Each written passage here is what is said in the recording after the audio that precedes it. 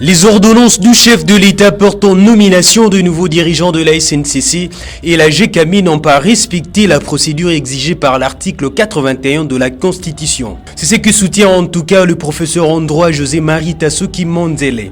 Moi, visiblement, je constate que la procédure n'a pas été respectée. En d'autres termes, il n'y a pas eu un conseil des ministres qui a délibéré pour faire ce genre de propositions. Et c'est comme ça qu'aujourd'hui, l'on est en droit de dire que les ordonnances du chef de l'État, alors qu'il est compétent pour les signer, n'ont pas respecté la procédure exigée par l'article 81 de la Constitution. C'est pourquoi il faut conclure que les ordonnances sont inconstitutionnelles, sauf à démontrer qu'il y avait Conseil des ministres, sauf à démontrer qu'il y a eu délibération.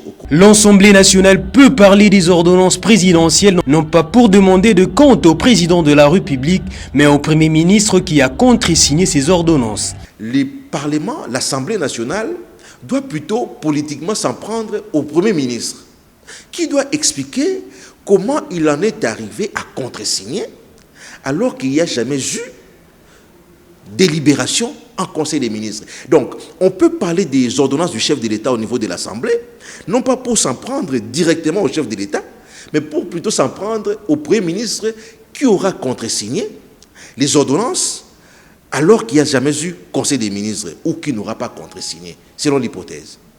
Politiquement, donc, il est possible de parler des ordonnances en plénière de l'Assemblée nationale, sans pour autant demander des comptes au chef de l'État, mais demander plutôt des comptes au Premier ministre.